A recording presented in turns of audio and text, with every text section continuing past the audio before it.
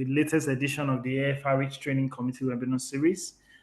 Of course, this meeting is hosted by the Secretariat of the AFRH, and the moderators for today's webinar are Mrs. Bamil Saleh and myself, Dr. Bangwa Kwakende. I want to welcome you to this. I want to welcome you to this meeting. We hope to conclude on time. We have just about 1 hour to do this.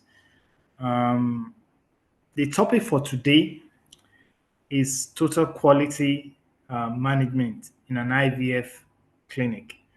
And we have two seasoned and accomplished embryologists, scientists, and laboratory managers who will be doing the presentations today. Mrs. Rose Ogbeche, who is very well known to us, and also Mrs. Inikpi Ujah-Samuel, who is also very known to us, both experienced embryologists, scientists, and laboratory managers. And there's a whole lot of experience packed into it, about 30 years worth of laboratory experience in fertility. So we are in for a treat today. I would just like to remind us that we know that the 2025 AFRH conference is coming up. So please let's all remember to register for it. I'd also like us to encourage our members, those who are not here, to join so that we can start the webinar. So I'd like to invite my co-moderator, Mrs. Bamisale, to have a few, to say a few words. Mrs. Saleh, over to you. Thank you, Dr. B. Good evening, everyone. You're welcome to today's series. Before we start, I think it will be out of place to ask everyone that is joining us to just say hi and type in hi on the chat box and put in where they are joining us from so that we can just take statistics. Thank you, and I hope that we'll have an enjoyable time together. Dr. Bisa. Okay, so thank you. So like I said before, let us remember that the AFRH conference is coming up, and we want, of course, as it is, our conferences are usually excellent. We want Lagos to beat Abuja. No pun intended to Abuja, no offense meant, but we want Lagos to beat Abuja. So please, let's all get our people to register so that we'll have a wonderful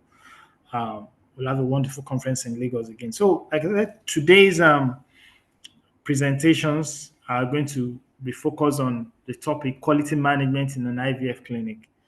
I'd like to use this opportunity also to thank the AFRH for this continuing webinar series, especially the AFRH Scientific Committee, which is headed by indefatigable Dr. Akinola and his team. There are certain ground rules that we should also note for this webinar. Each speaker will speak for 20 minutes. We hope less. And of course, while they are speaking, all of us will listen, and they will take the two speakers will speak in tandem, one after the other. All the questions for both speakers will come at the end of the lecture, and we hope to take them in about 10 minutes. The questions should be typed in the chat box, please. The questions should be typed in the chat box. If we finish with all the questions in the chat box within time, we might be able to take comments or questions from those attending. Of course, at the end, we'll have a vote of thanks by Mrs. Saleh. Please, we also want you to please mute your mic during the presentations, and when you have not been asked to present questions. And also, you may share your video, but ensure that please ensure decorum as much as possible so that we don't distract anyone during this video. So, as at the last count, we have 20 participants in this webinar, and I think that we are good to go. Secretariat, I believe we are good to go. Yes. Okay, so the first lecturer today is very remarkable human being, someone who I am proud to say that I've worked with for over, I've collaborated with for over 10 years, and someone who I'm also proud to say was once upon a time my obstetric patient. Mrs. Rose Ogbeche is a trailblazer in the ART world, bringing over 16 years of high impact experience to the fertility space in Africa. She's a senior clinical embryologist who is certified by AFRH, and she has led top tier IVF laboratories in Nigeria, ensuring um, uh, ensuring performance of clinical KPIs while embedding gold standard quality system that drive real tangible results. Her career is impressive. It's very impressive with key roles in Nigeria's most prestigious ART centers, Medical Art, a pioneering institution for in IVF in ART in Nigeria, and also the clinic was the first to achieve a live virtual pre-implantation genetic testing. She works at Bridge Clinic where she serves as the general manager and head of laboratory services, overseeing multi-site operations and introducing advanced embryo transfer and PGC protocols, and establishing an academy to train the next generation of embryologists. As director of Siltamed, Rose partners with fertility businesses across Nigeria and across Africa also to transform their laboratory systems and organizational structures, helping to boost clinical outcomes, streamlining operations, and driving sustainable business growth. Our expertise cuts across core embryology procedures, IVF lab, clinical accreditation, personnel development, strategic audits, performance-driven quality frameworks. Rose is a certified member of numerous international fertility societies, ASRM, the Canadian Fertility and Andrology Society, ESHRE, the AFRH, to mention a few. She currently serves as the Secretary General of our great association, where she plays a vital role in not only shaping national policy and elevating reproductive health care, but also she serves as a mentor to upcoming embryologists in Nigeria. So please help me to welcome Mrs. Rose Ogbeche. Mrs. Ogbeche, please, you can unmute your mic, share your screen, and make your presentation. Please, a round of applause for her. Digital round of applause, please. Thank you. Thank you very much, Dr. Bambopa, for that wonderful introduction. So I'll just go ahead and share my slide.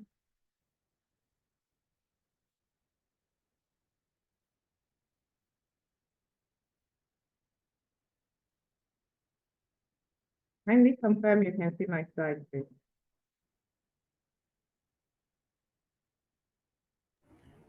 We can see it, but please go to slideshow. Okay, yeah, we can see the slideshow now. Please go ahead, please. You All have right, 20 thank minutes. you, Time thank you starts now. so much.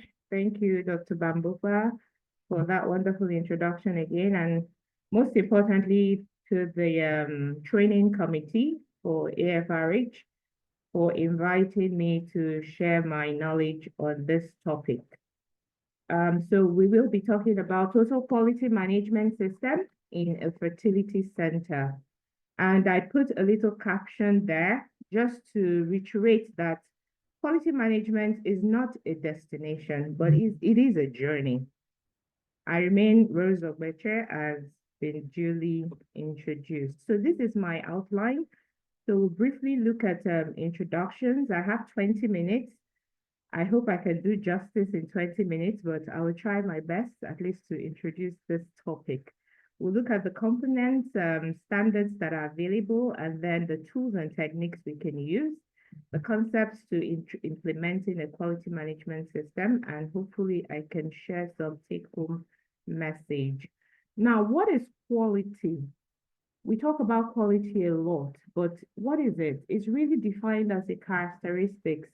It's something that has to be fit for purpose. I like that definition a lot. It has to be fit for purpose, and it has to have an essential character. Quality management actually distinguishes your product and service. So if you're in a competitive space and you can introduce quality management to your services, then it is clear that that service will sure be distinguished. I have a boss that would say that, it is a non-negotiable for healthcare systems because truthfully, we are dealing with life here. So I think for any service or any healthcare service, we need to, introduce quality management, not just at the end, but really at the beginning of even your startup in the first place. Now, it has to be measurable. So that speaks to the smart nature of quality management. It has to be measurable. And if you're a fertility center, it means that, you have to prove that you have high quality service. So it's not enough just going to the website and say we have, good quality service. It has to be proved. You have to be able to prove it and you have to be able to measure it. And of course, we can do that using KPI. Now, just a quick overview, because I need us to understand that quality management, total quality management, is actually a philosophy and it has to be company-wide. Like I said, it is a lifestyle. It's not something you just wake up and you put on the wall. It's not enough to say, I have an ISO certificate on the wall. It has to reflect in the culture of how you do things in your service. So it's a very popular concept. It's been there for a while now.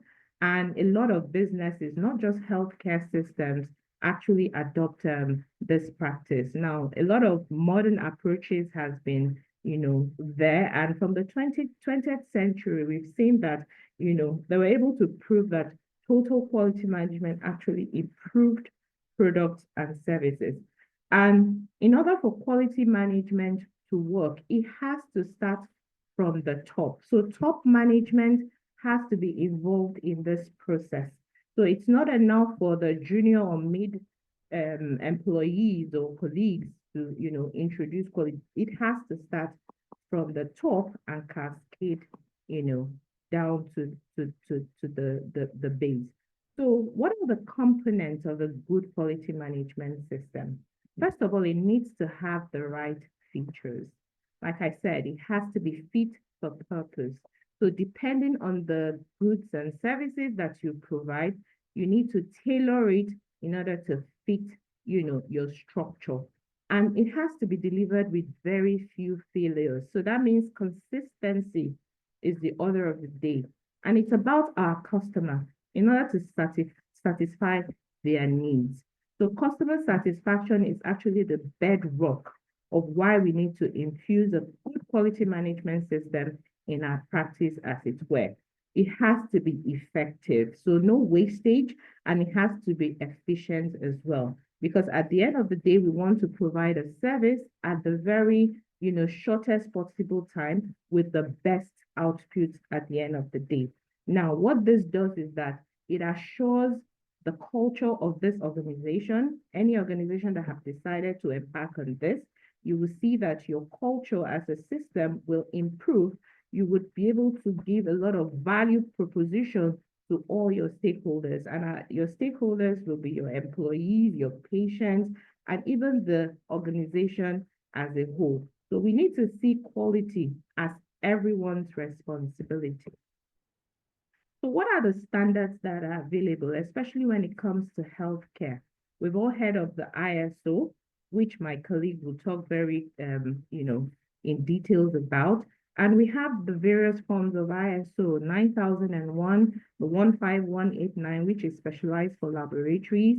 And this ISO standards can actually be adaptable easily to any IVF center. You have the other standards with the Joint Commission International and Safe Care. Now, the European Society has very, very clear guidelines on quality management, especially when it has to do with fertility clinics. You have the American Society as well for reproductive medicine with clear guidelines on some of the things that can help us with our quality management system. Then national reproductive health regulations. Unfortunately, Nigeria is in the process of getting that sorted out, but these are ways that we can help to infuse, quality management standards in all of our practice as well. Now, these standards, along with all the principles that we're going to discuss very shortly, will help us ensure that you have consistency and a safe practice when it comes to assisted reproductive techniques. So what that will help us do is to set quality objectives as an organization. You'll be able to organize your workflow. You'll be able to define your processes a lot better, and you'll be able to define responsibilities. So nobody is asking who is responsible for this. So it's very clear that a process has a very key responsible person as it were. And what this does is that it reduces errors, it guarantees safety, and then you are able to monitor performance across the organization as well. So there's a very common term, especially when it comes to quality management systems. We hear of quality control and quality assurance. Now, in as much as, they are used interchangeably, they mean different things sometimes, but the good thing is that they are the yin and yang of quality management systems. So they work interrelatively in order to ensure that you have a very good quality management system. So when you talk of quality control, you're looking at the product or the service itself. You're focused on more, reactive. You're detecting errors after the service or the product has been done. So that's where so it's a little bit more reactive in if I want to, explain it that way. And then because it has more to do with monitoring. But what quality assurance does is it's more process oriented. Now, the process that is used to produce that product and service is what is now checked. So all your processes, are delivered based on that, quality assured process as it were. It's also focused on ensuring that the entire process meets standards of quality and safety. And some of the, regular process that we can, liken this quality control, quality assurance, especially in our practice, especially for the laboratories, for instance, or even the nurses, when you get your medications or you get your media, you want to check the batch, you want to sample the product. All those things that you're doing is a quality control process. You want to validate, your media to be sure that it's fit for culture. All of that is quality control. Now, your audits, as it were, your supplier management, ensuring that you're negotiating quality standards and even prices with your vendors. All those are your assurance processes. Your training your personnel, your equipment maintenance. So all those proactive things that you do, which are more preventative, will fall under your quality assurance box. But rest assured that both of them have to work hand in hand, in order for us to have a good quality management system. So what are the principles? And this is according to ISO 9001. So there are 7 key principles that we need to focus on. Now, the first is customer focus. Like I said, quality management has to be, in line with our customer satisfaction. So it has to be customer focus. And when we talk of customer focus, we're talking about patient-centered care. Now, leadership has to be in the middle of all of this, because for this to work effectively, then there has to be a leader to drive, the system. You have to be able to engage the people. There has to be a very clear process approach to implementing quality management systems. And then we need to also focus on improvements because, like I said, it's a journey. It's not a destination. So the field is ever evolving. So we need to continuously improve our service. It has to be evidence-based. And then there has to be a lot of relationship management because fortunately in our field, we do not work alone. We work with a lot of people in order to achieve, success. So for the customer focus bit, we need to understand that we are running a patient-centered care. So that means that we have to consider very clear principles when it comes to customer focus. Now, the Pickers and 8 principles of patient-centered care did a lot of justice to customer focus. Now, you have to respect patients' preferences. So that means that you cannot coerce people because it's the service that you offer. You need to allow them based on their religion, their culture, to choose the service that will suit them. Now, there has to be coordination and integration of care. And thanks to technology today, we are able to do this very seamlessly. Now, information and education is very important, especially in the areas of consent. I'm sure we've also learned about, the consenting process, especially when it came to counseling. So we are not just throwing the consent to the clients. We are actually going through the consent in an informed way and educating them on the risk and benefits of their treatment. Now, we have to also focus on physical comfort, and it's as little as making sure that the facility is clean, the toilets are clean, even pain management as well. You're asking your patient, going through their profile and ensuring that, you're keeping them comfortable throughout their journey. Now, there has to be emotional support throughout the process. And then if we need to involve family and friends, then we have to, if that is going to improve their care as well. There has to be a clear continuity and transition of their treatment. So when they are not in the clinic, how can they reach the hospital to get aftercare? That has to be clearly defined. And then there has to be clear access to care. So what this does is that, you build trust and emotional comfort during sensitive treatment. And we can all attest that the IVF process is a very sensitive one. And there are huge amounts of money, and a lot of emotional trauma that goes with the process.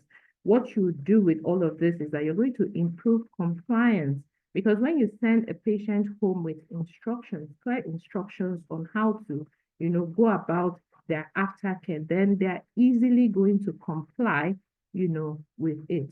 And then what you do is that you're increasing your customer loyalty. You're building a reputation for compassionate and holistic care, which speaks well of your organization as well. You're enhancing a lot of repeat business, because even though the process fails, there will be rest assured that you actually gave them, all that you had to give them. They will not blame the failure of the process, to why they did not succeed.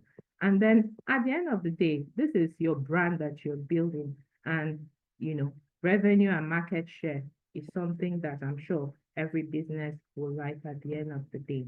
Now, for leadership, like I said, leadership has to be at the center of everything, because they need to establish the vision, the direction, and then create that environment where people are, comfortable enough to engage and build a culture that the organization will, be proud of at the end of the day.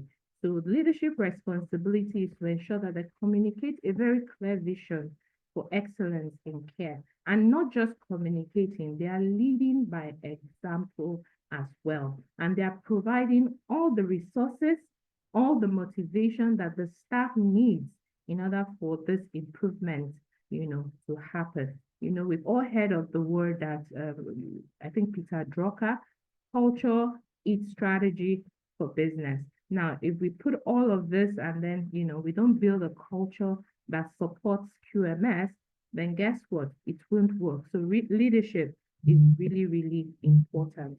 And of course, once you have a very good leader, then there's going to be very good engagement of the people, because we must care about our people are our greatest assets. Okay, we must train them. We must ensure that they are, doing the best that they can in their career line. So professional growth is very, very important.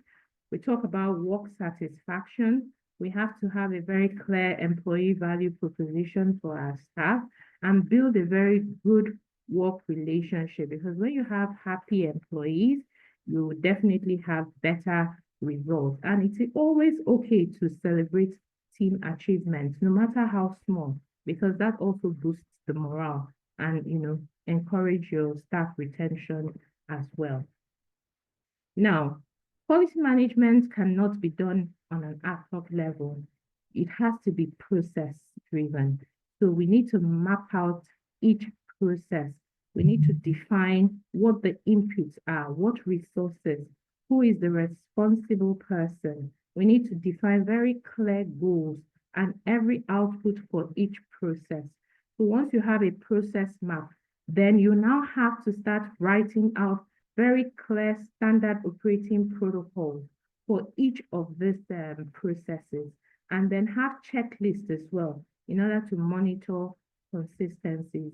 And then you have to monitor it as well, because it's not enough to just define processes and do SOPs. You need to also audit that process as well to ensure that it's delivering the output that you initially define. And then, of course, you would see errors at the end of the day, because I know that, for any QM process, it's always a continuous improvement. But the most important thing is to identify any bottleneck in the process and then have very clear root cause analysis in order to solve these issues.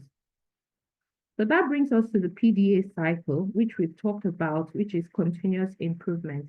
Any good quality management system, is self-iterative. So that means it keeps improving itself, because you would have errors. We're not perfect. We will keep having new processes, we'll have issues, but the beauty of it is that we can track where the issues are. Once we monitor our KPIs, we can know where the errors are. What is causing your patient wait times? Is the doctor not going through the process? Are we not, do we need to increase the wait time? Maybe what we defined initially was not accurate. So it's really important that we focus on continuous improvement for any quality management system to be effective. And we must encourage small but regular quality improvement projects.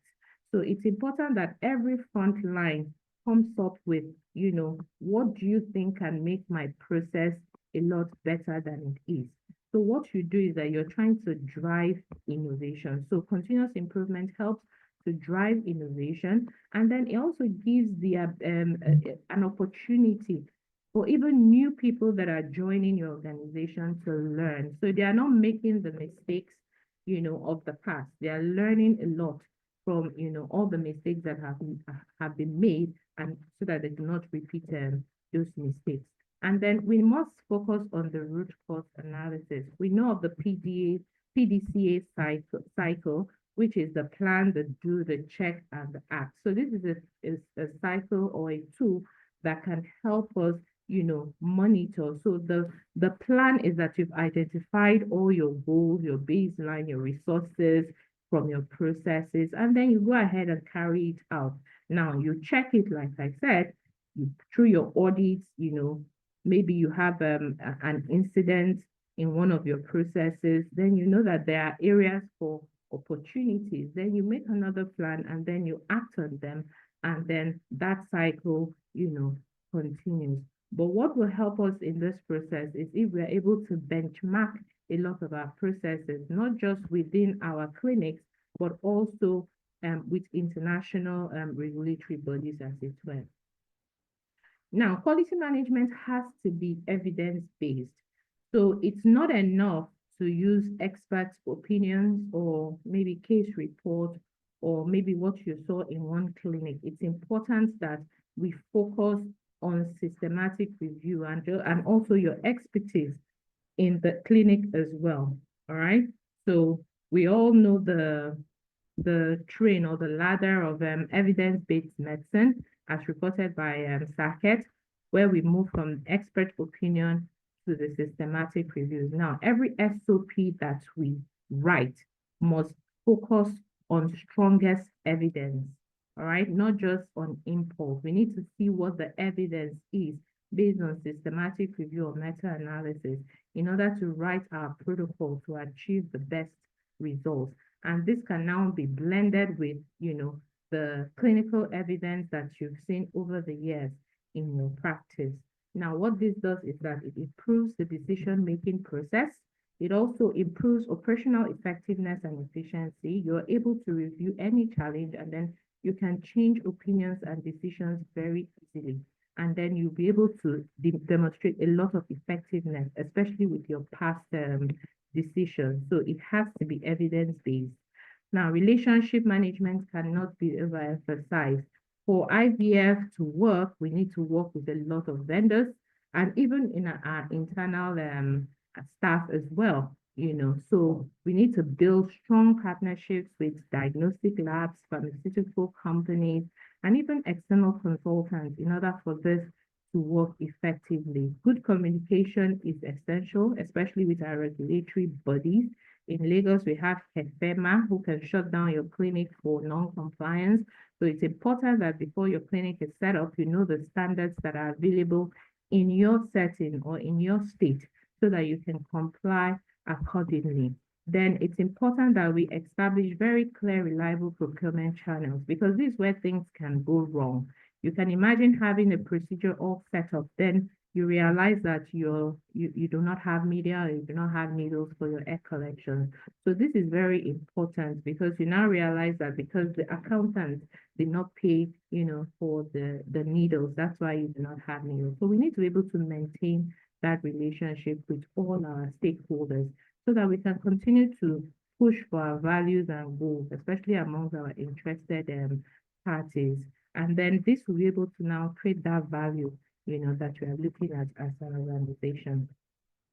So going down to the tool, so in running a QM system, we need to manage risk, which is an integral part of it. If we look at the risk management curve, this is the maturity curve. You see that once you move as a business from an initial level to up until the optimizing level, you see that you start to see a lot of benefits with your processes and even your business as a whole. So what risk management does is that it's a process that continuously identify, assess, and mitigate potential threats and vulnerabilities in order to protect your patient, your staff, and your organization as a whole.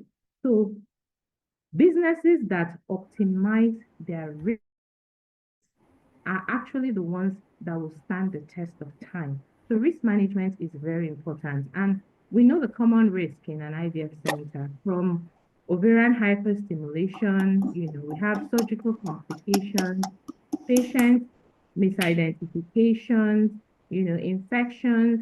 So all this has to be identified from the frontline staff so that we can mitigate against those risks. And this has to be infused in your processes, your training, and all the principles that we talked about.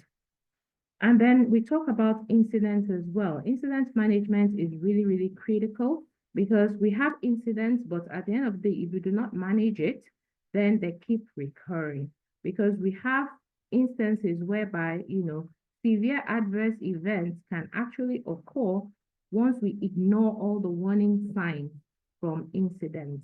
And we need to create a culture as a business to continuously encourage our staff to report this incident, because what you get from most people is that, oh, if I report the incident now, it's going to be punitive and I may get fired. So we need to build that environment that encourages incidents to be reported so that they can be adequately dealt with when they are still very minor, because we don't want to move to the very severe adverse event.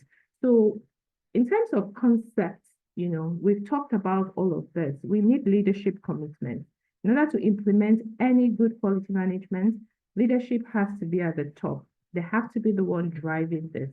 We must establish a quality management team. And it doesn't mean that you have to employ a quality officer or a quality manager. Every member of the team can be part of the quality management team. You need to define standards. What standards are you using? We already have established standards with ISO and some other bodies that we can use. You need to define it for your clinic. Then focus on continuous improvement. It has to be patient-centered. Infuse quality control and assurance in everything that you do. Manage your risk. And technology has been shown to help because now with a click of a button, you have all your incidents, and you can know the types that occur very frequently, and you're putting in very clear systems in place to ensure that you're mitigating against future risk. And then patient feedback, very important, because you may say you are offering good quality care, but your patient perception may be, saying another thing. So it's important that we have feedback from our patients and even our employees as well. We must benchmark and use best practice in order to run our system. And then again, celebrate success and recognize achievements. So my take-home message is that a quality management system helps us achieve best outcomes. Document, document, document. We must not stop documenting all our processes, and of course, use clear, good evidence to build your standard operating protocols, and they have to be reviewed on a regular basis. Consumables and equipment must be of high quality. They have to have their marks for testing, and then they have to be maintained, especially their equipment have to be maintained when appropriate. Now, we must set KPIs in order to track and benchmark what we are doing. And then we must invest in technology to help us drive this system. So these are my references. Thank you very much for listening. Thank you, Mrs. Ogbeche. You used 29 minutes out of 20. Please, a round of applause for her, a round of digital applause for her. As you can all see, it was all interesting, and so she just kept going, and I can understand why that is. But we have time to keep, and but I want to just congratulate you on an excellent presentation, and I'm sure that everyone appreciates. Please let's appreciate her digitally. So without wasting too much time, because we are behind time, I'd like to call on my co-moderator, Mrs. Bamisale, to introduce the next speaker, Mrs. Inikpi Rabi Ujah-Samuel. Please. Mrs. Saleh, please. Thank you, Dr. B. Thank you. Thank you, Mrs. Rose, for the wonderful presentation. Our next speaker, without wasting time, is Mrs. Inikpi Rabi Ujah-Samuel, who is a researcher and embryologist specialized in fertility preservation with a focus on onco-embryology, onco-fertility, and medical education. She has a background in reproductive biology, biochemistry, and oncology. She integrates clinical innovation and translational research to improve fertility outcomes for cancer patients. Her research is dedicated to expanding reproductive options for cancer patients through advanced strategies such as in vitro maturation, IVF of oocytes, and ovarian tissue cryopreservation. She has a strong focus on quality control in fertility preservation protocols. She ensures clinical reliability and biological integrity through the process, from tissue handling to oocyte maturation and storage. Currently, Mrs. Inikpi is planning on acquisition and transformation of an existing IVF clinic into a specialized fertility preservation center dedicated to serving cancer patients. Her mission is to bridge the gap between oncology and reproductive care. Very interesting. Ensuring that fertility preservation becomes an integral part of comprehensive cancer treatment. Help me welcome, with an online ovation and clap of hands, Mrs. Ujah-Samuel Inikpi. Thank you very much, Ma. Your time starts now. You have 20 minutes to do your presentation. You're welcome on board, ma'am. Thank you. Hold on, Mrs. Ujah. Are you able to share your screen, or do we have to do it? You go ahead. The one with you, sir. Okay, so please just go ahead. I'll share it. Okay. Thank you. I sincerely appreciate this opportunity. So the leadership of AFRH, I feel so privileged. Thank you so much for granting me this opportunity to share knowledge on the topic quality management in IVF laboratory. So my first slide I hope we can see. You need to put it on the slide mode, sir. It's on the so that slideshow. it will be more visible. It's on- Okay.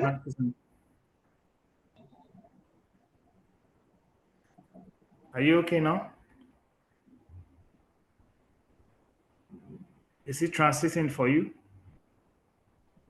Dr. B, it's not on presentation mode. Yeah. But it is on my own system here. Okay, So well, I guess you can continue. Let me stop sharing and then try again, please. All right. Now then, can we put our questions from Mrs. Ogbeche's presentation? We'll attend to them after Mrs. Inikpi's presentation. Thank you. So let me try that again.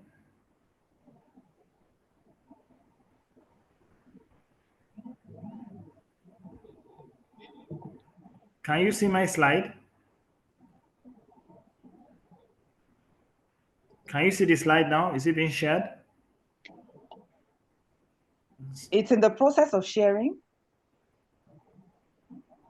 Dr. B, I can see the slide, but it's still in the editable mode. But I don't think there should be the rate limiting thing. So let her continue. So I'm sharing right now. I've started the slideshow. You're sharing.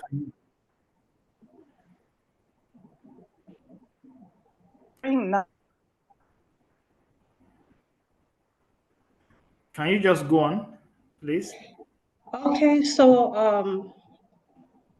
my first slide is all about the reference guidelines when it comes to quality management in IVF. I have 3 of them. Of course, I'll be sharing many more references in the course of my presentation. Okay, so the first is ISO 9000:2015. It's a standard that defines quality as a degree to which a set of inherent characteristics of an object fulfills the requirement.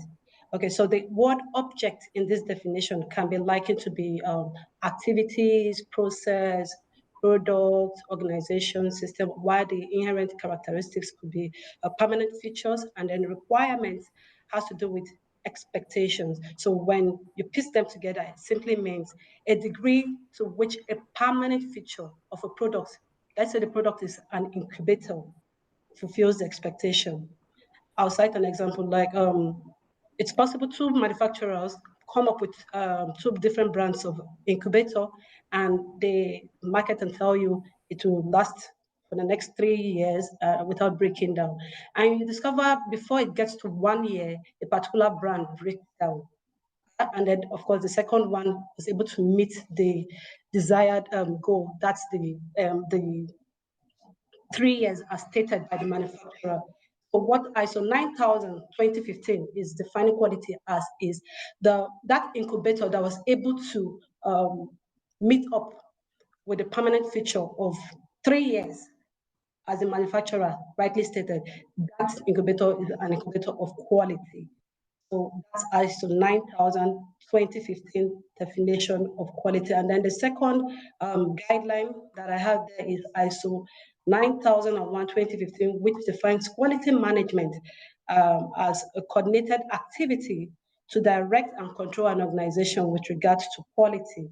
So when we're talking about quality management system, we're talking about the quality planning, of course, the quality assurance, quality planning, talking about the SOPs, quality assurance, we're talking about how to validate the use of the procedures, that's the SOP and the standards. And we'll talk about quality control, inspection, trying to say, okay, the procedure that has been implemented, how effective is it? How viable is it? You're testing, you're measuring, that is a quality control. And quality improvement, you are saying, okay, how else can we enhance the performance of this quality control, of this plan that we have in place? So that's what the definition of quality management by ISO 9001:2015. Now, the third reference guideline I have there is according to ISO 15889:2022. Of course, this cuts across all medical laboratory, including IVF, and what it states simply is all about the process control monitoring when it comes to embryo culture conditions, the gamete handling, and of course, staff training, staff competence, equipment calibration and maintenance, document control, traceability. These are all what it takes when you're applying ISO 15189-2022. So internal and external audit not exempted. So many times when we apply these three approaches, what happens is the whole approach is centered around the improvement of patient care by ensuring accuracy, reliability, timeliness of laboratory test results, talking about turnaround timing, and of course, risk-based thinking, patient-centered outcomes. So all this guideline is out there for the laboratory use to ensure we have this positive outcome. And of course, the history of quality management in IVF over time. It dates back, way back as early as 1978, when the first IVF baby was born. I'm sure we're conversant with that, talking about Louis Brown. So the early days of IVF started with the birth of Louis Brown. Well, there were no standards per se back then. It was quite rudimentary. The early labs were quite rudimentary with minimal standardization or quality control. So of course, many ethical concerns were raised because they felt this has to do with creating a human, right? When they try to focus on the moral implications of creating life outside human body, those were the challenges they faced back then.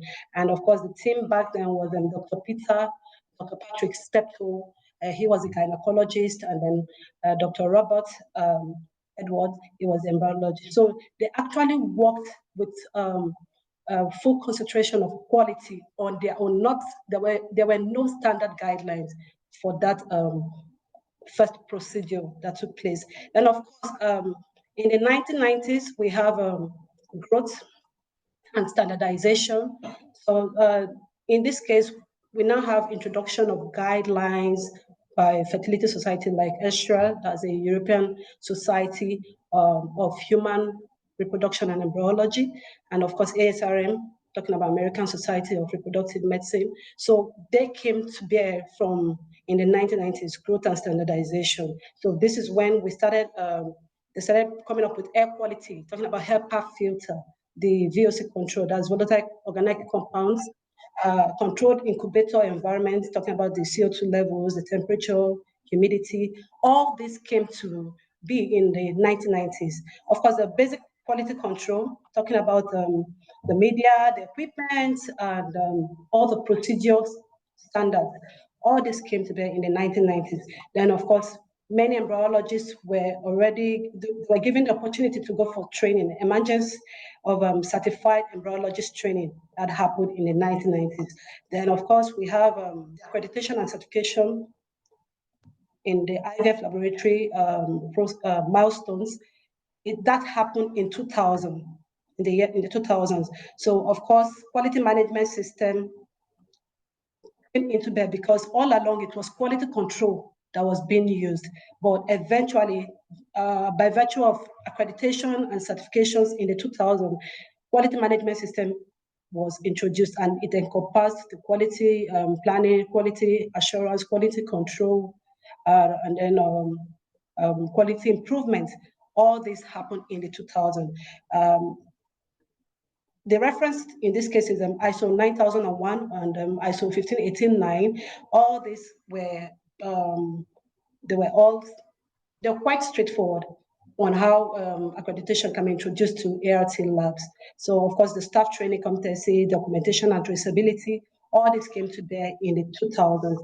Then of course we have global guidelines and benchmarking. This happened in the 2010s.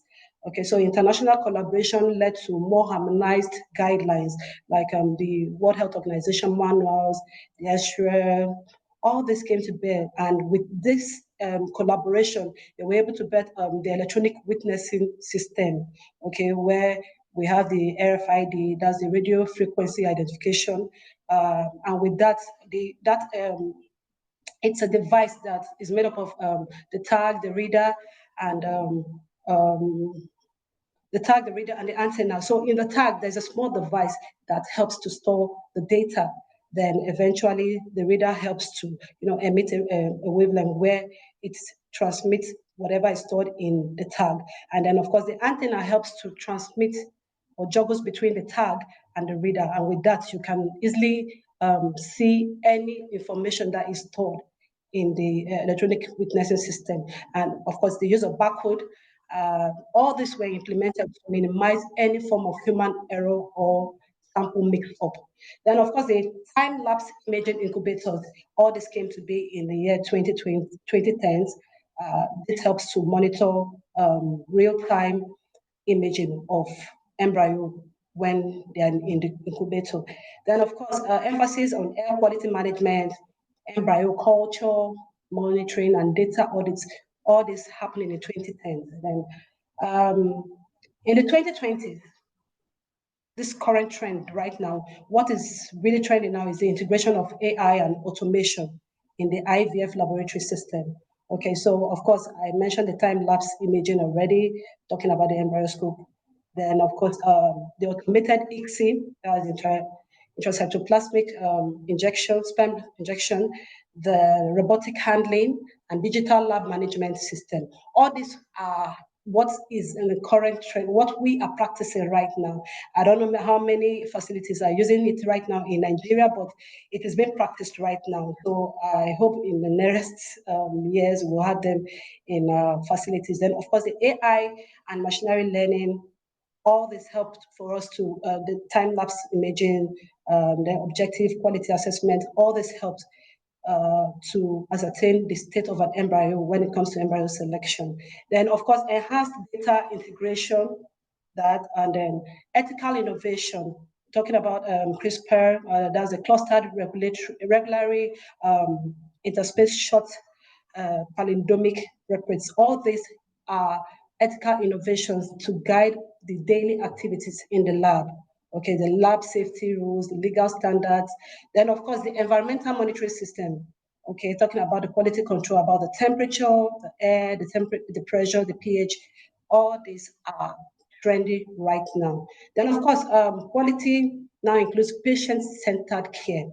Like it's all about the patients. There is no need for any lab to be in existence if there are no patients. They are the reason why laboratories are running, IVF laboratories are running. So it's more of patient-centered care now, transparency and informed consent when carrying out the processes. And of course, emphasis are now laid more on reducing the multiple pregnancies during elective single embryo transfer. So these are the trendy issues we have now in our 2020s. And the future plans, future direction that will guide IVF practice. We have the integration of omics technology. That's the idea of being able to tell when maybe when you check the AMH level of a woman, you can easily tell, okay, she would have maybe premature ovulation or whatsoever. So that is actually one of the future direction that we're going when it comes to genomics, applying it to DNA sequence and genetic variation. Okay, so it helps with embryo selection, genetic disease screening. Okay, we have another one is called transoptimics. It has to do with RNA expression profiles. Okay, so with this, you can access embryo viability. You can easily tell gene expression during development. So of course, we have the proteomics.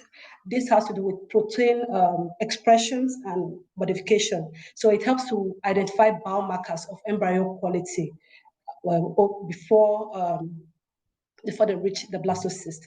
Then of course, monitoring embryo metabolism and culture conditions. All these are the future direction of IVF right now, talking about the omics technology. So my next slide is talking about the whole IVF stimulation process. Okay, so while we are all familiar with the IVF process, which is what this slide is all about.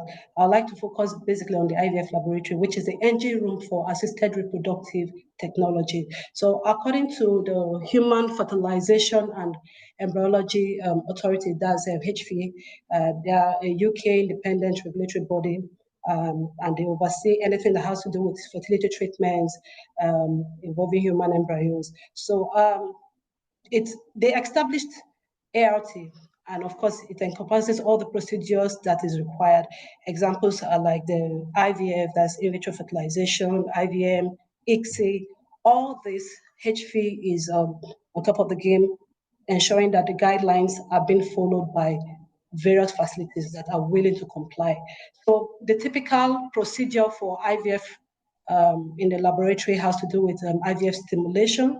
Of course, it has to do with ovarian stimulation, which takes place between day 1 to day 14. Then, of course, the goal is to stimulate the ovaries to produce multiple mature eggs. Okay. Then, of course, the next process will be the triggering of the final oocyte maturation, talking about day 12 to 14, where the HCG will be injected to trigger the oocyte maturation. Then, of course, the next will be egg retrieval, talking about oocyte aspiration on day 14, between day 14 and day 16. Okay, so this is usually done under mild sedation or using transvaginal ultrasound guided aspiration. So all this is to ensure that multiple oocytes are retrieved from the follicles. And of course, the next process is the sperm collection and preparation. Okay, so we are all conversant with this. For the sake of time, I'll have to run through. Then, of course, the sperm collection, of course, fresh ejaculate, and then, of course, the semen is processed, and then we get to select the motile and morphologically normal sperm. And after we have the fertilization, which is zero, fertilization can be done via conventional IVF or ICSI, the intracytoplasmic sperm injection. Then, of course, where a single sperm is injected into a mature egg. Then a fertilization check is done within 16, 18 hours later to look for two pronuclei. Then after that embryo culture, they 1 to 5 or 6 days to see the fully grown. Of course, it will go through the cleavage stage, blastocyst stage. That is quite explanatory. Let me run through because of my time. Then, of course, the genetic testing, which is actually optional for those who want to ascertain the chromosomal, the normalcy in the chromosomal characteristics of the embryo that they are about to implant. Then, of course, the embryo transfer, which occurs either on the day 3 or day 5 to 6, and one or more embryos are transferred to the uterus via a thin catheter. And then, of course, the luteal support regimen, where progesterone is started before or after the transfer to ensure that the luteal phase is a success. And of course, the implantation and pregnancy testing, embryo implants in the uterine lining within 6 to 10 days post transfer. Then, of course, between 9 to 14 days, and later to confirm pregnancy. Then ultrasound can be done between 6 to 7. So all this is a run through of a typical IVF process in the laboratory. So my next slide is talking about the expected guidelines for different processes. We're talking about the embryo culture incubator. It is ideal that a stable temperature is to be maintained at 37 degrees Celsius plus or minus 0.2. This is according to AFRH guidelines and ASRM. And then, of course, every procedure should be carried out on a heated work surface to ensure sterility per time. And the standard temperature according to AFRH, as well, is still 36.5 to 37.0.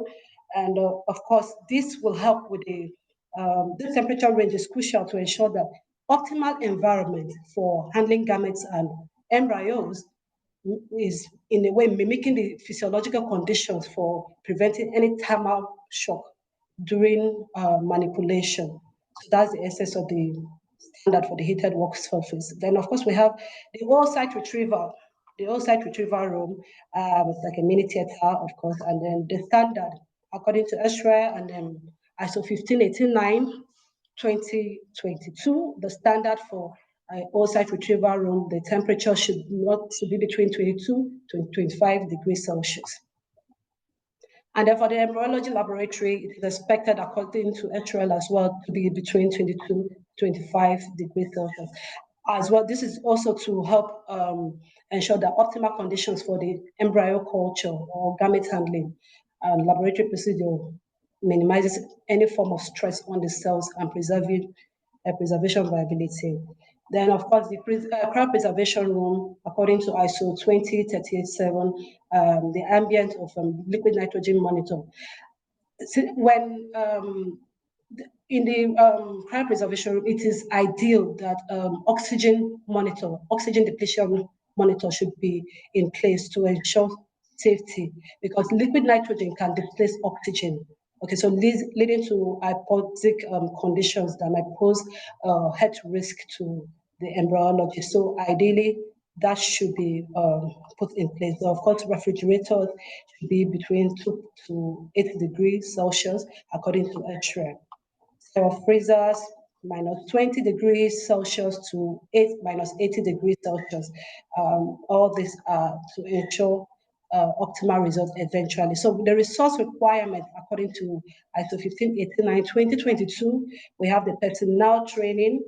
The personnel training, we talk about personnel training and competency. If you check the ISO 15189 2022 in the clause 6.2, we have it, every SOP, when it comes to resource requirement, every SOP shall be used for training and evaluating competence of laboratory personnel.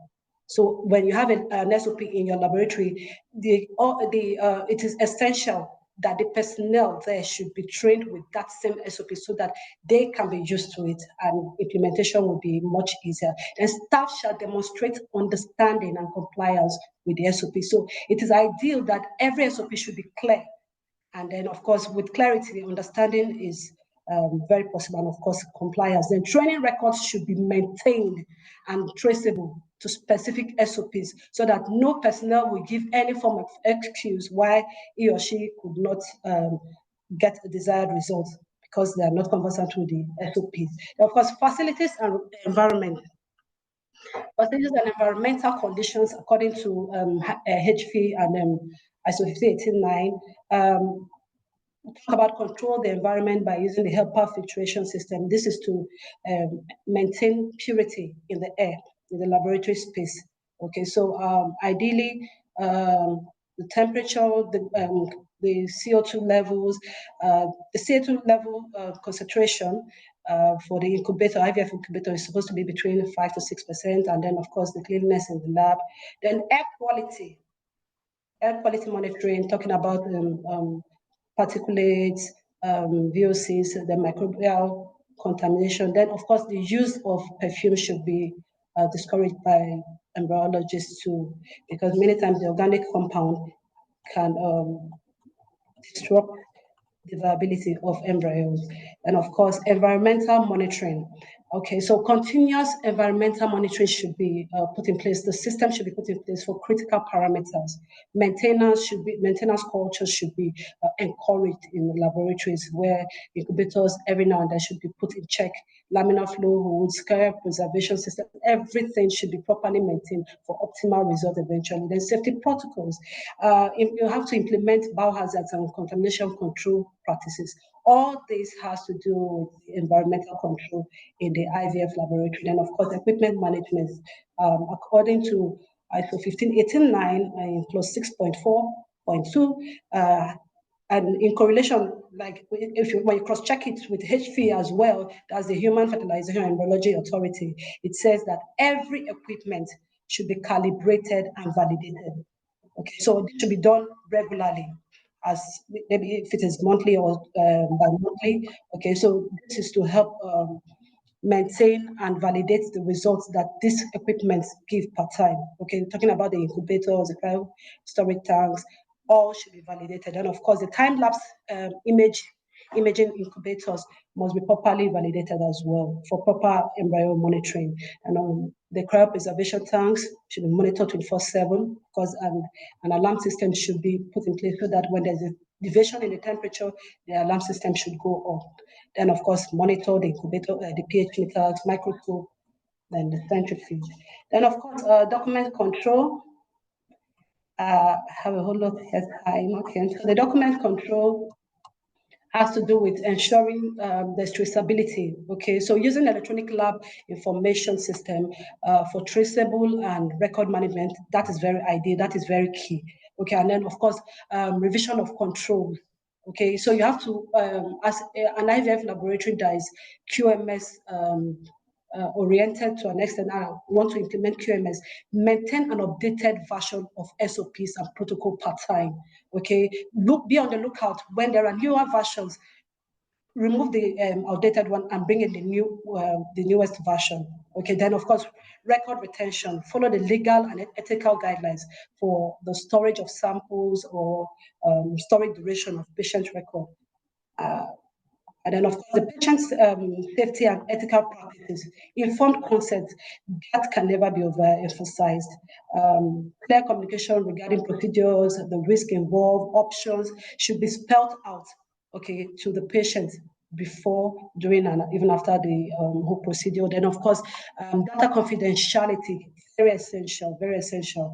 Okay, so adherence to privacy regulation, according to clause 4.2.1 in ISO 15189/2022, that is also very important. Then ethical oversight, embryos handling and genetic testing under strict guidelines. That's it. Because it has to do with a new human being formed here. So ethical oversight, embryo handling should be given the optimal attention so that there will be no form of deviation. And of course, continual improvement. Continual improvement is like the name implies, continuous, right? Ensure the root cause analysis is up to date per time. Try and conduct the RCA for any form of errors or process failures per time. Why is this happening? What is the why? How can this be avoided next time?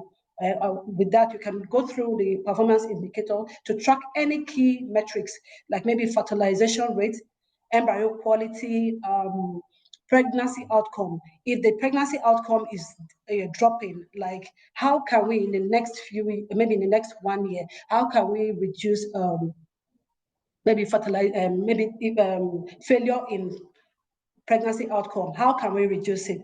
That should be part of the performance indicators. So track key metrics. Okay, so like the fertilization, how many fertilization rates do we have after using this particular culture media? How many so just track it because it's very essential for continual improvement. Then, of course, process optimization. Regularly review process and implement improvements. So it's one thing to know that an error has occurred, you find out what the root cause analysis, then implement improvements. It is very essential. It is very, very essential. And then, of course, that is based on audit findings. Then, of course, the QMS phases, I know my time is running, but the QMS phases in IVF laboratory, we talk about, this is also correlation with ISO 15189/2022. So we have the pre-examination, some research will show you it's pre-analytical phase, then of course the examination phase, and then the post-examination phase. So for the pre-analytical phase, we have the patient identification and consent, where the full name, the date of birth, or the unique patient or hospital number can be written on the sample, but then of course at least 2 identifiers should be able to ascertain the authenticity of the patient's ID. Okay, so patient identification and consent. So you cross-check against medical records, the consent forms, and the lab request forms to ensure that the sample you are holding is for the right patient per time. And of course, the consent, like I rightly pointed out earlier, the laboratory shall obtain informed consent of the patient, okay, for all procedures carried out in the patient's for sample collection, for handling, processing, and cryopreservation agreements. And of course, sample collections, avoid any form of mix-up. Collections of primary samples with description of the primary samples container, as well as the order of sample collection, should all be stated, should all be documented. Okay, so document pre-collection requirements. So when it comes to semen collection, document abstinence period for the semen. Is this patient on any medication? Are there any hormonal treatments? All those needs to be documented for sample collection. Then, of course, the environmental for sample collection also very essential. It should be a sterile, well-kept room for any form of semen collection. Then, of course, sample labeling and tracking.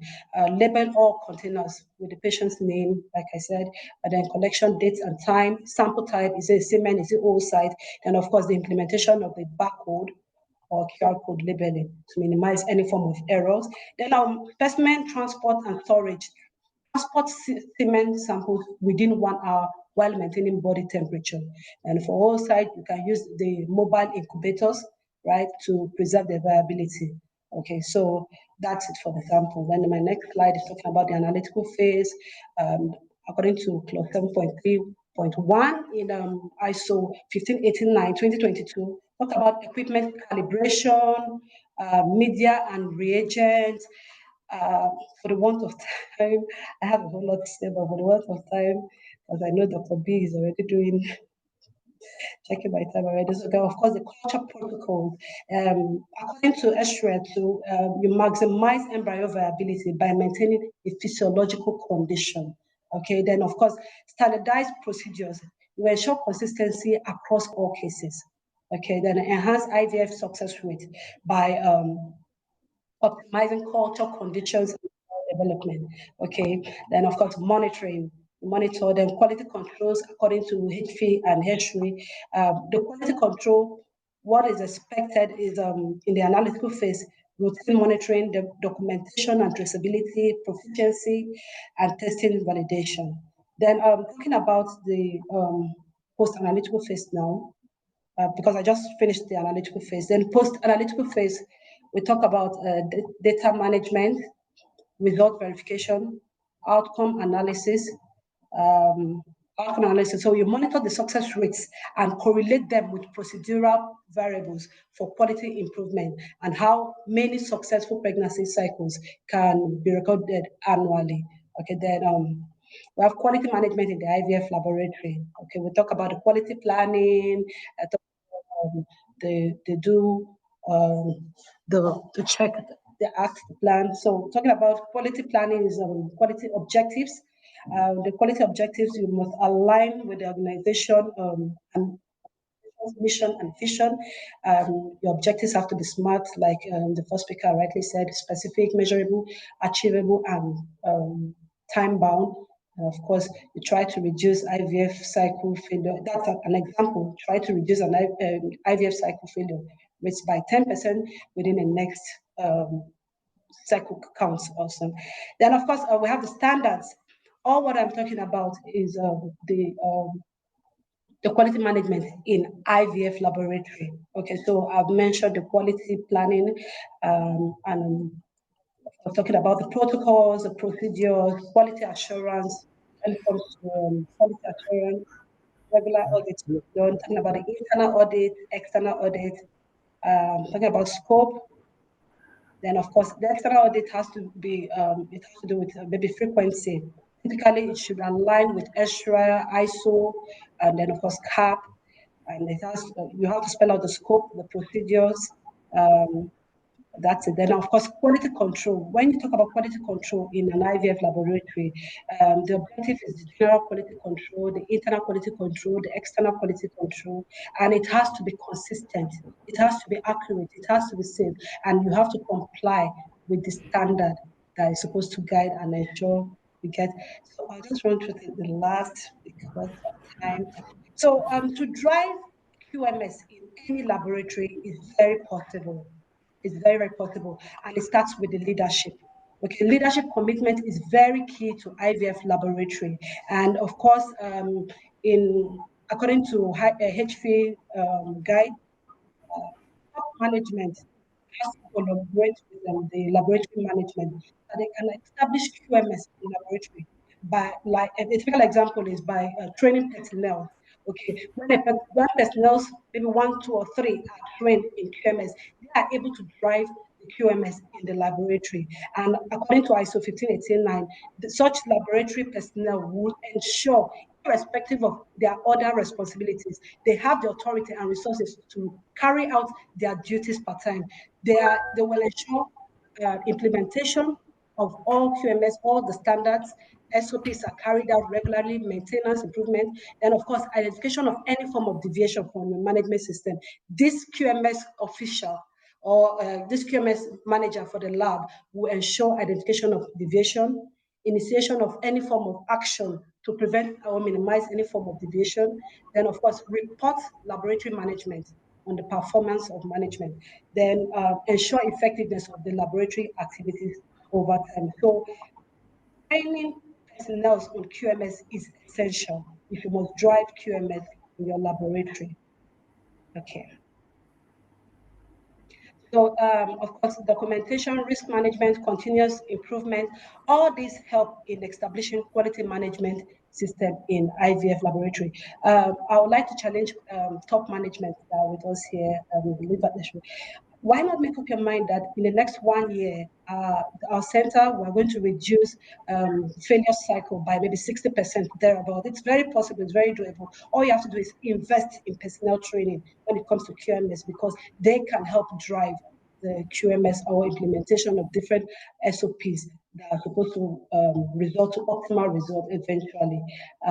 Then, of course, the impact of inadequate compliance with quality management in IVF, you have reduced clinical success rate if you do not apply quality management system in your IVF laboratory. Then, of course, increased rate of catastrophe, maybe gamete or embryo mix-up, legal and ethical repercussions come up when all these kind of cases come up, compromised data integrity, cryo storage failures and some loss of samples, then of course increased risk of infection and contamination. Then of course the benefit when you implement QMS in your IVF laboratory, enhanced patient safety, regulatory compliance, operational efficiency, global recognition, accreditation to ISO 15189 is recognized worldwide. So facilitating international collaboration and trust in laboratory results, it's a good benefit and a good rep for any laboratory setting that decide to follow the guidelines eventually. And of course, when your results are taken outside the shores of this country, it will be recognized. Why? Because you are ISO certified. That's not to say that your own SOP that you're practicing is not working. Of course, you've been getting successful pregnancy. So, but for you to be globally recognized, it's proper you align with the set standard. And of course, recommendation for IVF laboratories, it's recommended that you adopt ISO standards. Staff training and development, not just ISO standard, of course, AFRH, HV, ASRM, WHO, all these guidelines are very key to help in improving success rate in IVF laboratory. Then staff training and development, implement quality management system.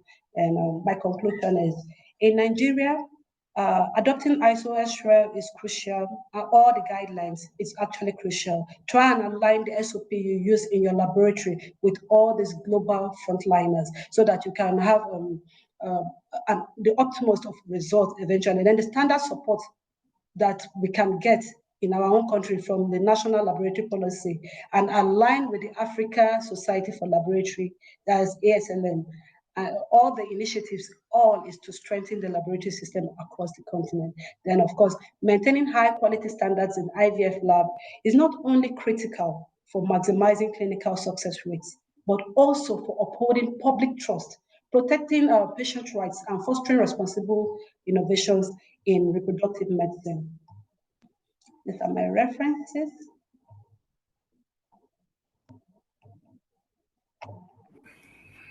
Thank you. Mrs. Saleh. Yes, thank you very much, Mrs. Inikpi, for this very stimulating, thought-provoking, and elaborate presentation. It's a lot to do QMS, quality control, in just 20 minutes. Thank you for this presentation. I noticed we have some questions, Dr. B. I think that you want to take that before we round up. Thank you. So, Mrs. Bami, Mrs. Sally, I think there is some problem with my chat because I am not seeing the question. So perhaps if you see from your own side, we can start to take them. So how many questions? We have two questions. The first one is from Onidiebo Tosin, and she's asking, what are the measures for root cause analysis in IVF laboratory according to the QMS? That's the first question. And then the second question from someone anonymous. Okay, we have three questions. Thank you for your presentation, Mrs. Inikpi. Please, they would like you to throw more light on the role of quality management on embryo transfer. Did you get it, Mrs. Inikpi? Yeah, so I can see the question. I'll take maybe the first and the third one, and then maybe Inikpi can take the second one. Okay, so the third question. Third question reads, after how long do you suggest someone to do the calibration of the instruments in the lab? So over to you, Ms. Rose. Yeah, thank you very much for your questions. And for the root cause analysis in IVF laboratory, I think we talked about those are some of the tools that we can use to diagnose any issue. So first of all, you have to define the problem. What is the problem? And then we need to be smart about it. Okay, smart means that it has to be specific, measurable, achievable, and they're relevant and time bound. And you have to collect your data first of all. So what is the problem? You need to ask all the questions. What is the whys? The 5 whys. You need to ask all the 5 whys, basically. Now, there are other, like I don't want to go into the technical part of RCAs, but there are tools that you can use, you know, to help you analyze the cause. But most importantly, when you're doing a root cause analysis for any of the processes, you're not just treating the symptoms, you're going straight to the problem, okay? Like for instance, in the, if you're not having, you know, fertilization, for instance, in the laboratory, you need to start asking why. What happened? Is it that the personnel were not trained? Is it that the equipment were not functioning well? The temperatures, all the parameters that you have measured for that day, were they not conforming? So those are all the things. So that will help you trace, you know, where the problem is, and not just solving the, you know, lack of fertilization, but you're fixing the issue. But when you have a good quality management system and you're checking some of those things, you don't need to reinvent the wheel. If you're measuring, you're checking, you have your competencies for all your laboratory, you can immediately tell where the issues are. And once you identify that issue, you now need to correct it and then prevent it as well from reoccurring. So if it's a training issue, then you have to train. If it's an equipment issue, then you need to fix it. If it is that you do not have a clear process in place to calibrate your equipment or how often, then that is what the root cause analysis will help you identify, correct, prevent, and then close. And then, of course, you continuously monitor it. Like we said, it's always a continuous process. Now, the other question about how long do you suggest someone, you know, to do a calibration of instruments in the lab? So every instrument in the lab comes with its own manual. It comes with its own manufacturer's guidelines. Some incubators will say after about 100 hours, you need to decontaminate. After a certain quarter, you need to take it for calibration. So it's always best you follow the manufacturer's guidelines because they are usually not similar for all of them. And then write it into your SOP. Then create checklist and maybe a reminder system within your lab to ensure that it reminds you or alerts possible to make sure that that calibration is done. So it varies from equipment to equipment. So I hope I've answered your question. Yes, that you have done justice to the questions from Likulu and Tosin. The next question from Vivo for Mrs. Inikpi. That you should throw more light on the role of quality management on embryo transfer. So briefly, Please let's note that we've basically run out of time. So please let's have very, very short answers to the two remaining questions. Thank you. To the remaining question. Thank you. Okay, so basically it has to do with quality planning for maybe embryo transfer. What are your plans concerning the embryo transfer, the quality assurance, the quality control, and of course, quality improvement over time. All these processes has to do with standard operating procedures. So your standard operating procedure has to be in place, and that's with that you are sure to ensure consistency and compliance to the best practice. When it comes to sample handling, how best are you handling the sample? Are the temperature in line with the standard so that it prevents any form of denaturing of the embryo? And of course, the cryopreservation process, the thawing protocols, are you following the due process? Then when it comes to the embryo grading and documentation, are you doing the right thing? When you have all this in place, then of course you update frequency annually, part-time, or the techniques that you are using. If it is resultful, if you are getting the viable results that you want, it's fine. But if you are not, you are supposed to improve by changing maybe your approach, the SOPs. So it's all about applying the right SOPs for the right procedure, maybe during the embryo transfer. That's fine. Thank you. Thank you very much. So please let's give a round of digital applause to our presenters. And I wish to apologize for the challenges we had with projecting the slides for the second presentation. All in all, I think we've had a great time. I'd like to call on Mrs. Sally to please give a vote of thanks to our presenters so that we can close. Before she does that, I just want to remind us that the AFRH conference for 2025 is for September 2025 is coming up very soon. So please I want to encourage us all to please register. Let us register and let's get our people to register so that we'll have a wonderful conference once again. So Mrs. Sally, please. Vote of thanks. All right. Thank you very much, everyone, for taking time to join us. I saw the president of AFRH, Professor Febai, he joined. I saw VP2, Mrs. Adewusi. Want to thank them for this opportunity. Thank the training committee as well.